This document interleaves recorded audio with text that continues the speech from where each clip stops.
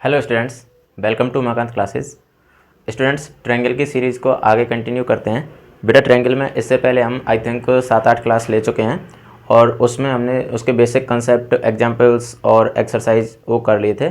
Exercise 7.2 चल रही थी और उसमें 5 क्वेश्चन हम इससे पहले वाली क्लास में कर चुके हैं।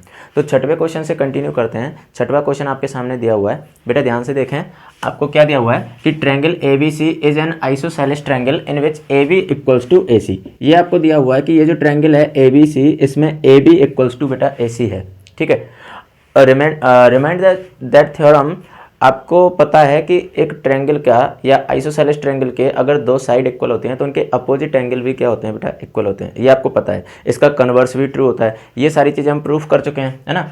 आगे क्या बोला है, side B as produce to D. ये बी ए जो साइड थी इसको आगे बढ़ाया और कहाँ तक आगे बढ़ाया, डी तक आगे बढ़ाया। Such that A D equals to A B. ये जो ए बी और ए डी ये दोनों साइड कैसे हो गए, इक्वल हो गए। अब एक बात ध्यान से समझना कि ए बी इक्वल्स टू था ए सी, ये आपको दिया हुआ है, और ए बी इक्वल्स टू है A D. It means A B, A C और ए डी ये तीनों ही आपस में कैसे हो गए, इक्वल हो गए। तीनों साइड आपस में इक्वल हो गए।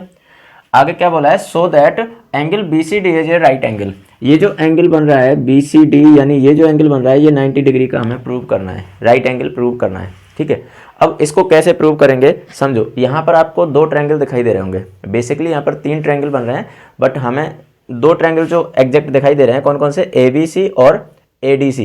ये दोनों ट्रायंगल, यानी एक तो ये और एक ये दोनों ट्रायंगल को अगर देखें, देखो यहाँ पर एंगल्स में आपको कोई कन्फ्यूजन हो सकता है, तो इसलिए मैं इन एंगल्स को कोई नाम दे देता हूँ। ठीक है, तो देखो जैसे मान लो मैंने इस एंगल को नाम दे दिया 1, इसको नाम दे दिया 2, और इसको नाम दे दिया 3, इसको नाम दे दिया 4, इसको नाम दे दिया 5 और इसको नाम दे दिया 6। बाकी नाम आप अपने अकॉर्डिंग दे सकते हो, A B C D E F ये नाम दे सकते हो। ठीक है, जो भी आप नाम देना चाहो वो दे सकते हो, कोई प्रॉब्लम नहीं है। तो अब देखो, अगर मैं बात करता हूँ ट्रायंगल ए बी सी में, ट्रायंगल ए बी सी में एंगल 1 + 2 + 6 इन तीनों का सम कितना होगा बेटा, 180 डिग्री होगा। ऐसे ही ट्रायंगल ए सी डी में कितना होगा, एंगल 3 + 4 + 5 इन तीनों का सम कितना होगा, इनका भी 180 होगा। क्यों, क्योंकि ट्रायंगल के इंटीरियर एंगल का सम कितना होता है, 180 डिग्री होता है। क्लियर है, ओके। तो अब इन दोनों में एंगल सम प्रॉपर्टी लगाएंगे सबसे पहले तो। ठीक है, इसको जब हम प्रूफ करेंगे तो प्रूफ में सबसे पहले तो इनमें एंगल सम प्रॉपर्टी लगाएंगे। तो in triangle A B C, triangle A B C में हम कह सकते हैं कि एंगल 1, चलो पहले यही देख लेते हैं कि ट्रायंगल ए बी सी में आपको ये दिया हुआ है A B equals to A C, A B equals to A C. तो देखो ए बी और ए सी अगर ये दोनों इक्वल हैं तो ए बी के सामने वाला एंगल 2 और ए सी के सामने वाला एंगल 1 ये दोनों कैसे होंगे बेटा, इक्वल होंगे। जस्ट अभी मैंने आपको बताया ही था, है ना।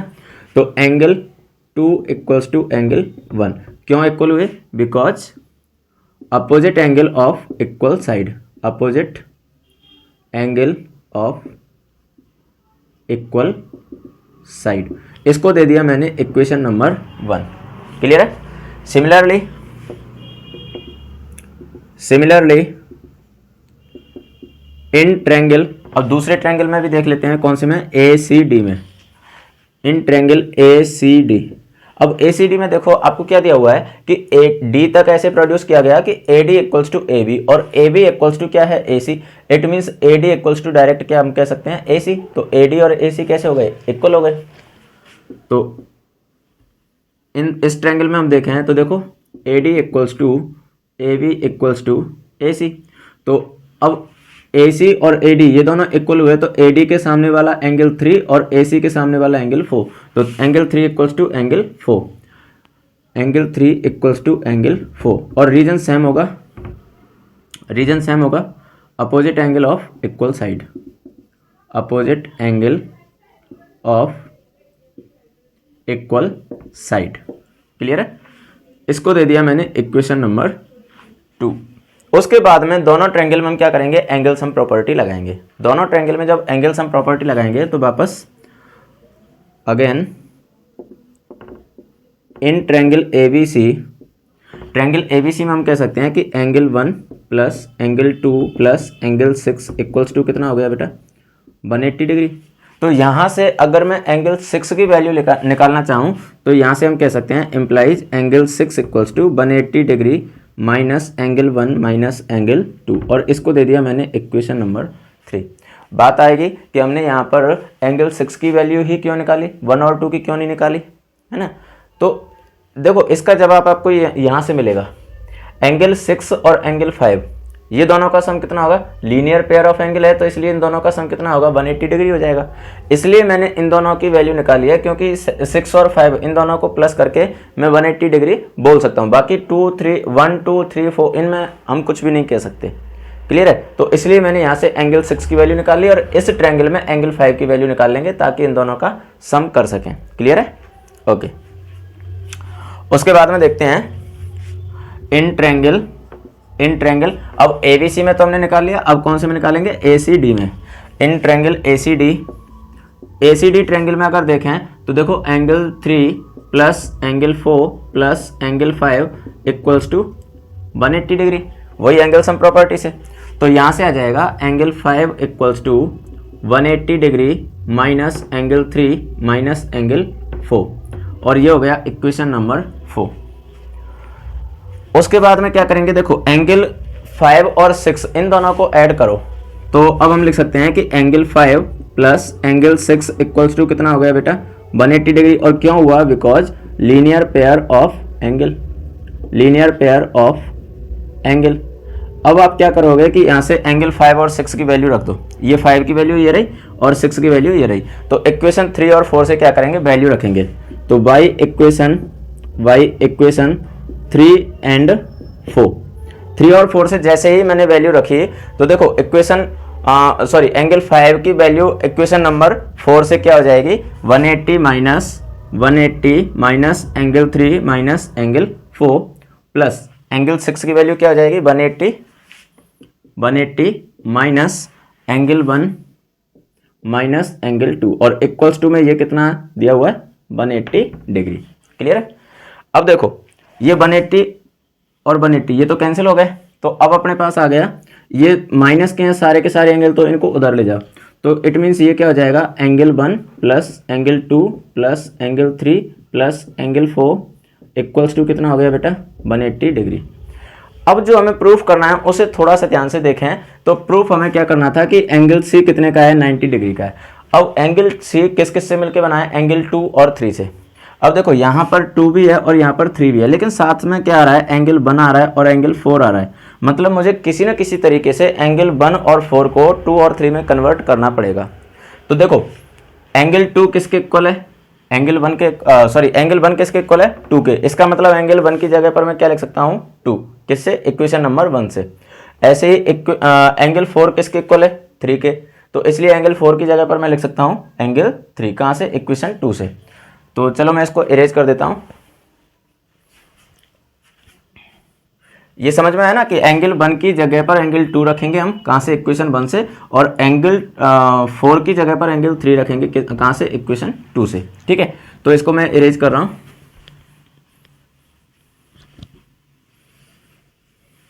तो आगे देखो वैल्यू रखेंगे y equation 1 and 2।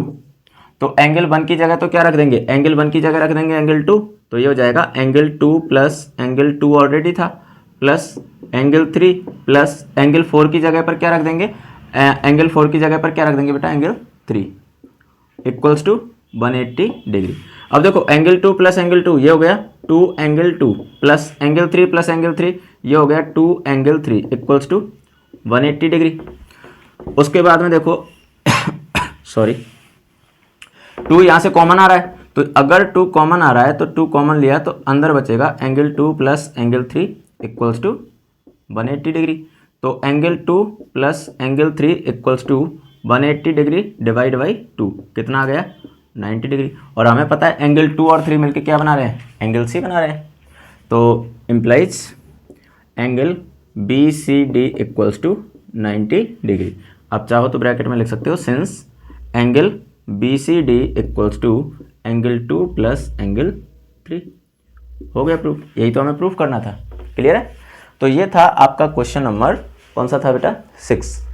Question number 6 में आपको कहीं अगर कोई कन्फ्यूजन हो, अगर प्रोसेस लेंथी लग रही है, तो बस आप एक चीज़ ध्यान रखो, पहले तो आपको क्या करना है कि एंगल सम प्रॉपर्टी लगानी है और एंगल सम प्रॉपर्टी से इन दोनों एंगल की वैल्यू निकाल लेनी है और इन दोनों एंगल की वैल्यू निकाल के इन दोनों को सम कर दो, क्योंकि सम कितना आ रहा है इनका 180 डिग्री आ रहा है, लीनियर पेयर ऑफ एंगल है।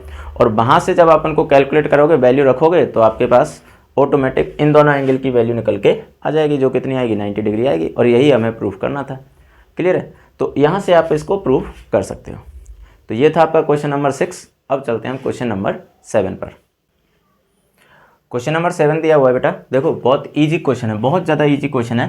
ABC is a right angle triangle in which angle A equals to 90 degree. आपको एक राइट एंगल ट्रायंगल दिया हुआ है और राइट एंगल ट्रायंगल का नाम है ABC, जिसमें एंगल A कितना है 90 डिग्री का दिया हुआ है। ये ABC है, एंगल A 90 डिग्री का दिया हुआ है। साथ में क्या बोला है कि AB इक्वल्स टू AC, ये AB और AC ये दोनों इक्वल हैं। Find angle B equals to find angle B and angle C। बेटा बहुत इजी हो गया, आप डायरेक्ट इसका ओरली आंसर बता सकते हो, इतना इजी हो गया। देखो ये एंगल 90 डिग्री का है और ट्रायंगल के तीनों इंटीरियर एंगल का सम कितना होता है 180 डिग्री होता है। तो 180 डिग्री होता है, इट मीन्स 180 में से अगर मैं 90 को माइनस कर दूं तो इन दोनों का सम कितना आ गया 90 डिग्री। दूसरी बात, अगर ये दोनों साइड इक्वल हैं तो इसके सामने वाला एंगल B और AB के सामने वाला एंगल C, ये दोनों एंगल भी तो इक्वल होंगे। अब दोनों एंगल इक्वल भी हैं, दोनों का सम 90 भी है, तो दोनों एंगल कितने कितने डिग्री के आ गए 45 डिग्री के आ गए। यही इसका आंसर है। तो बहुत ईजी क्वेश्चन है, बहुत नॉर्मल वे में हम इसे कर सकते हैं। ठीक है, तो इसका सॉल्यूशन देखते हैं। इसका सॉल्यूशन क्या होगा, गिवन आपको दिया हुआ है कि angle A equals to 90 degree and और साथ में क्या दिया हुआ है AB इक्वल्स टू AC। और AB इक्वल्स टू AC है तो देखो AB के सामने वाला एंगल C और AC के सामने वाला एंगल B, ये दोनों कैसे होंगे बेटा इक्वल होंगे। Angle C equals to angle B, ये दोनों इक्वल हुए। और ये दोनों इक्वल क्यों हुए, because opposite angle of equal side, opposite angle of equal side. तो angle C equals to angle B आ गया। और उसके बाद में हम कह सकते हैं कि angle A plus angle B plus angle C equals to 180 degree. और एंगल A की वैल्यू हमें दी हुई है कितनी 90 डिग्री। तो 90 डिग्री प्लस या तो B की जगह C रख दो या C की जगह B, कोई सी भी एक वैल्यू इसमें से रख दो। जैसे मान लो मैं C की जगह पर B रख देता हूँ, because C equals to B, तो C की जगह मैंने B रख दिया इक्वल्स टू 180 डिग्री। तो एंगल B ये हो गया 2 angle B equals to 180 degree minus 90 degree. ये प्लस का था उधर जाके माइनस का हो गया। तो 2 एंगल B इक्वल्स टू कितना आ गया बेटा 90 डिग्री। तो एंगल B इक्वल्स टू आ गया 90 डिग्री डिवाइड बाई 2 कितना आया 45 डिग्री। एंगल B की वैल्यू 45, इधर C इक्वल्स टू B है, तो since angle C equals to angle B, therefore angle C equals to also 45 degree. तो implies angle C equals to angle B equals to 45 degree. ये इसका answer होगा। बताओ कोई कन्फ्यूजन है क्या? बहुत नॉर्मल सा क्वेश्चन था। ठीक है, तो ये था आपका क्वेश्चन नंबर 7। अब हम चलते हैं क्वेश्चन 8 पर। देखो बेटा 8th क्वेश्चन आपको दिया हुआ है। 8th क्वेश्चन में क्या है, so that the angles of an equilateral triangle are 60 degree each. Generally हम ये चीज़ पढ़ते आए हैं कि किसी भी इक्विलेटरल ट्रायंगल का इंटीरियर एंगल कितने डिग्री का होता है 60 डिग्री का होता है। बस वही चीज़ हमें यहाँ पर प्रूफ करनी है। ऑब्वियस सी बात है कि अगर इक्विलेटरल ट्रायंगल है इट मीन्स उसकी तीनों साइड इक्वल होंगी। अगर तीनों साइड इक्वल हैं तो तीनों एंगल इक्वल होंगे और तीनों एंगल का सम कितना होता है 180 डिग्री। तो 180 डिवाइड बाई 3 इक्वल्स टू कितना आ गया 60 डिग्री। हो गया प्रूफ। बहुत नॉर्मल से क्वेश्चन है ना। चलिए, तो इसका जब हम सॉल्यूशन देखते हैं तो सबसे पहले तो हम क्या करेंगे कि एक इक्विलेटरल ट्रायंगल बना लेते हैं। ये मैंने एक इक्विलेटरल ट्रायंगल बनाया और इसको नाम दे दिया ए बी और सी। ये तीनों साइड इसकी कैसी होंगी इक्वल होंगी, बिकॉज इक्विलेटरल ट्रायंगल है। तो given A B C is an equilateral triangle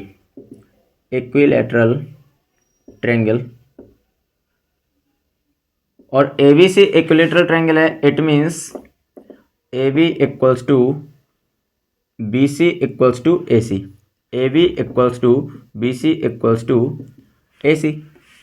to prove, आपको क्या प्रूव करना है इसमें कि angle A equals to angle B equals to angle C equals to 60 degree. आपको ये प्रूव करना है कि तीनों के तीनों एंगल कैसे होंगे 60 डिग्री के होंगे। अब बात आती है इसके प्रूफ की। तो जब हम इसका प्रूफ देखते हैं तो प्रूफ में देखो कि A B equals to A C equals to B C, ये तो आपको दिया हुआ है, गिवन है, ठीक है। अब तीनों साइड अगर इक्वल हैं तो ऑब्वियस सी बात है कि इनके सामने वाले तीनों एंगल भी कैसे होंगे, इक्वल होंगे। तो angle A equals to angle B equals to angle C, क्यों आया, because opposite angle of equal side, opposite angles of equal side. हम ये थ्योरम में पढ़ चुके हैं कि अगर कोई साइड इक्वल है तो उनके अपोजिट एंगल कैसे होते हैं, इक्वल होते हैं। क्लियर है। तो ये था opposite angle of equal side. अब उसके बाद में देखो कि angle A plus angle B plus angle C equals to कितना होता है, 180 डिग्री। कहाँ से आया, एंगल सम प्रॉपर्टी से, एंगल सम प्रॉपर्टी। तो अब आप क्या करोगे कि देखो तीनों एंगल इक्वल हैं तो ऑब्वियस सी बात है कि या तो बी की जगह ए और सी की जगह ए रख दो, या फिर ए की जगह बी और सी की जगह बी रख दो, या फिर क्या नाम है, बी की जगह ए सी की जगह ए रख दो। मतलब तीनों में से कोई सा भी एंगल रख दो, चाहे ए की जगह सी और बी की जगह सी रख दो, कोई सी भी वैल्यू रख दो, सभी की एक वैल्यू रख दो। जैसे मान लो कि मैंने रखा angle A plus angle B की जगह भी मैंने क्या रख दिया, angle A plus angle C की जगह भी क्या रख दिया, angle A equals to 180 degree. कहाँ से आया ये, इक्वेशन 1 से, वाई इक्वेशन 1। तो ये हो जाएगा बेटा 3 angle A equals to 180 degree. तो angle A equals to 180 degree divide by 3 कितना आ गया, 60 डिग्री। एंगल ए 60 का आ गया। जब तीनों इक्वल हैं तो ऑब्वियस सी बात है, therefore angle A equals to angle B equals to angle C equals to 60 degree. हो गया प्रूफ। भाई तीनों एंगल इक्वल थे, एक 60 का आ गया, मतलब तीनों 60 के हो गए। क्लियर है। तो ये अपना इस एक्सरसाइज का लास्ट क्वेश्चन था, क्वेश्चन नंबर 8। ठीक है। अभी हम एग्जाम्पल्स भी कर लेते हैं, फिर इसके बाद में एक क्लास और होगी और ये चैप्टर आपका कंप्लीट हो जाएगा। क्लियर है। चलिए तो एग्जाम्पल्स पर चलते हैं। ये एक्सरसाइज तो कंप्लीट हो गई। देखिए एक्सरसाइज के बाद में एग्जाम्पल देखते हैं। एग्जाम्पल आपको क्या दिया हुआ है बेटा, 6 एग्जाम्पल इससे पहले हम कर चुके हैं। 7th नंबर का एग्जाम्पल देखो। A B is a line segment P and Q are points on opposite side of A B such that each of them is equidistant from the points A and B. ये A B एक line segment आपको दिया हुआ है और इसके opposite side में आपको 2 पॉइंट दे रखे हैं पी एंड क्यू। ठीक है। और ये दोनों पॉइंट कैसे हैं, ए और बी से दोनों कैसे हैं, इक्विडिस्टेंट हैं।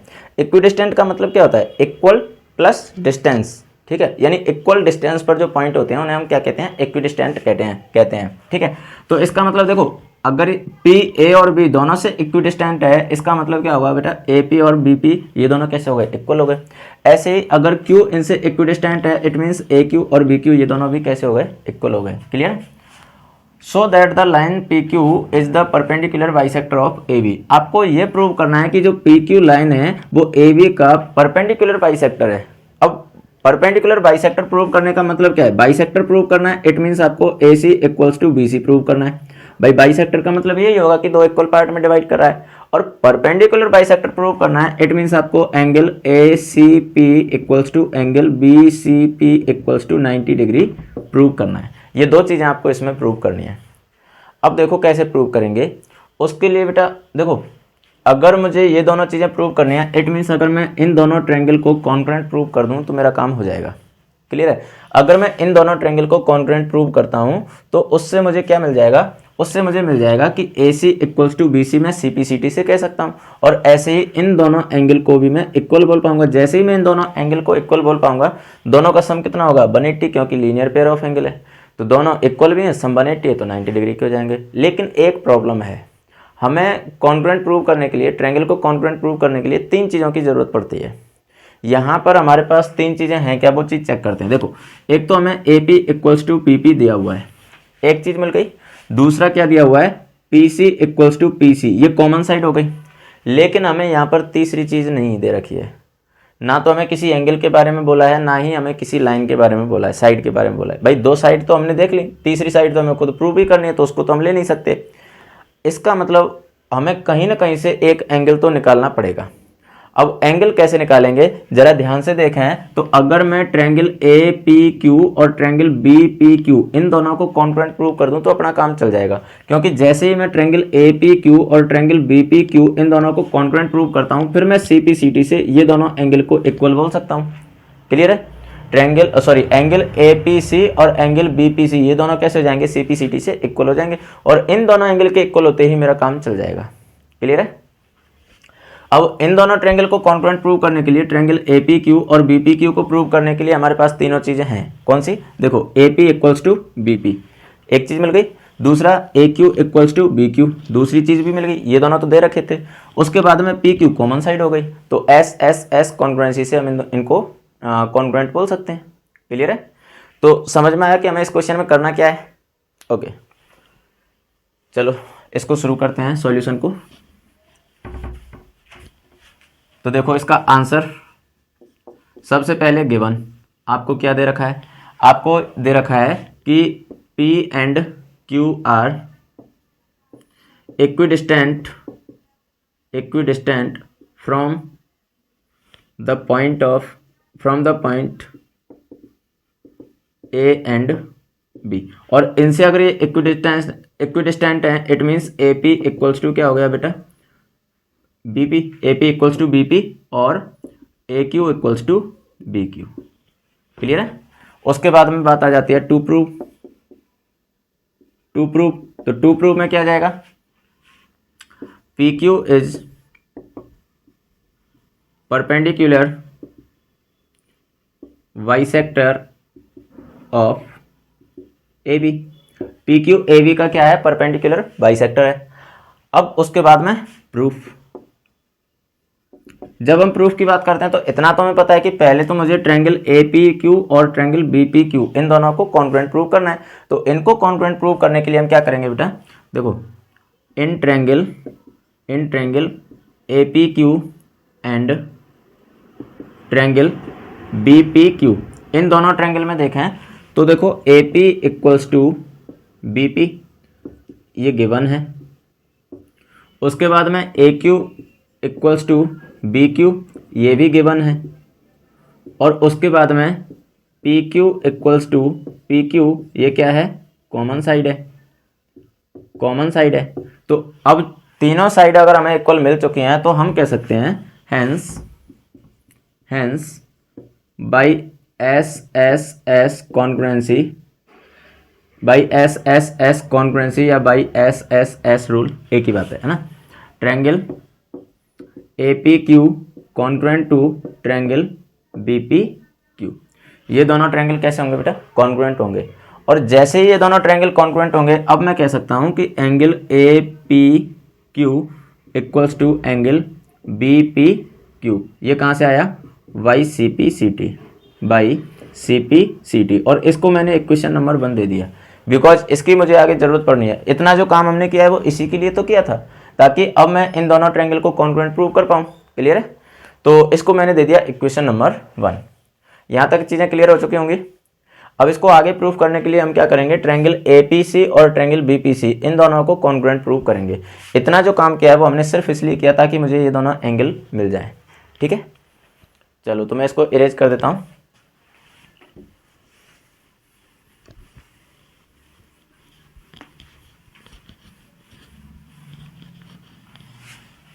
अब देखो, in triangle APC and triangle BPC इन दोनों ट्रायंगल में देखें तो AP इक्वल्स टू BP ये कहाँ से आया बेटा? गिवन। उसके बाद में angle APC equals to angle BPC। देखो APC कहो या APQ कहो एक ही बात है, BPC कहो या BPQ कहो एक ही बात है। और ये हमने कहाँ से लिया है? इक्वेशन नंबर 1 से। तो ये हम लिख सकते हैं बाई इक्वेशन 1।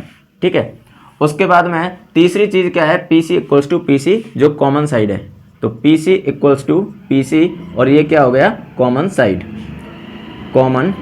साइड। तो देखो साइड एंगल साइड, तो हम कह सकते हैं hence by SAS congruency triangle APC is congruent to triangle BPC। ये दोनों ट्रायंगल कैसे हो गए? कॉन्ग्रुएंट हो गए। जैसे ही कॉन्ग्रुएंट हुए तो मैं कह सकता हूं कि AC इक्वल्स टू क्या हो गया? BC। AC equals to BC और ये कहाँ से आया? By CPCT, by CPCT। अब AC इक्वल्स टू BC हो गया, इट मीन्स PQ इसको क्या कर रहा है बेटा? बाइसेक्ट कर रहा है। लेकिन हमें केवल बाइसेक्ट प्रूव नहीं करना, हमें क्या प्रूव करना है? परपेंडिकुलर बाइसेक्ट प्रूव करना है। तो साथ के साथ में हम लिख सकते हैं कि angle ACP equals to angle BCP। ये भी कहाँ से लिखा हमने? CPCT से। और दोनों का सम कितना होगा? 180 डिग्री होगा। बस यहाँ से इनको 90 डिग्री प्रूव करना है।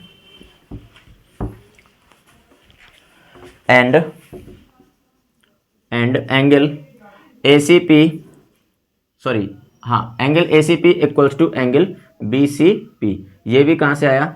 By CPCT। और इसको दे दिया मैंने इक्वेशन नंबर 2। उसके बाद में angle ACP plus angle BCP equals to 180 degree. और ये क्यों आया? Because linear pair of angle, linear pair of angle. तो angle ACP plus BCP equals to 180 और यहाँ पर angle ACP equals to angle BCP है, तो कोई सा भी एक वैल्यू यहाँ पर रख दो। जैसे मान लो मैं रख देता हूँ बाई इक्वेशन 2 पर मैंने एंगल ACP प्लस BCP की जगह पर भी मैंने क्या रख दिया? ACP equals to 180 degree. तो ये हो गया 2 angle ACP equals to 180 degree. तो angle ACP equals to 180 degree divide by 2 कितना आ गया बेटा? 90 डिग्री। जैसे ही एंगल ACP 90 का आया, अब ये क्या हो गया? परपेंडिकुलर बाइसेक्टर हो गया। भाई बाइसेक्टर तो यहाँ से हो चुका था, है ना, और परपेंडिकुलर यहाँ से हो गया। तो अब हम कह सकते हैं hence PQ is perpendicular bisector of AB। अब हमने कह दिया कि PQ AB का परपेंडिकुलर बाइसेक्टर होगा। क्लियर है? तो ये था आपका एग्जाम्पल नंबर 7। ठीक है, चलिए देखिए बेटा, आज की क्लास का लास्ट क्वेश्चन है। लास्ट जो एग्जाम्पल हमें दिया हुआ है वो क्या है बेटा? P is a point equidistant from 2 lines L and M intersecting at point A। 2 line दे रखी हैं आपको और दोनों लाइन एक दूसरे को इंटरसेक्ट कर रही हैं, और वो इंटरसेक्शन जो इंटरसेक्शन पॉइंट है वो पॉइंट उसका नाम क्या है? A है। ठीक है, intersecting at point A so that the line AP bisect the angle between them. ये जो दोनों लाइन है, ये तो M है और ये L है, ये दोनों कहाँ पर इंटरसेक्ट कर रही हैं? A पर।